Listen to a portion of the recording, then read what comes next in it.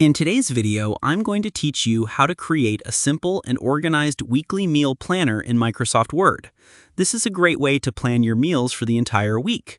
Keep your ideas organized and make your daily meal planning much easier. Start by opening Microsoft Word and creating a new blank document.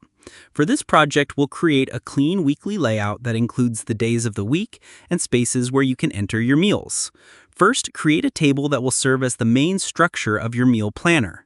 Insert a table with enough columns and rows to organize your entire week. You can use one column for the days and additional sections for different meals, such as breakfast, lunch, dinner, and snacks.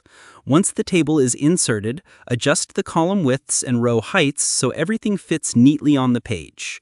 You can drag the borders of the table to give each section enough space for the information you want to add. Next, enter the days of the week into the appropriate sections. Start with Monday and continue through Sunday. You can also add a heading at the top of the document, such as Weekly Meal Planner, to make the purpose of the page clear. Now, add the meal categories to your table.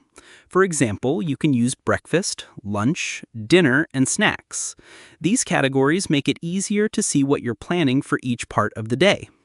After adding the labels, you can start entering your meals. For example, you might add oatmeal for Monday breakfast, a chicken sandwich for lunch, and pasta for dinner. Continue filling in the planner based on your own meal ideas. To make the planner easier to read, format the headings and labels. Select the title and increase its font size, make it bold, and align it to the center. You can also apply shading to the table headings to visually separate them from the meal entries.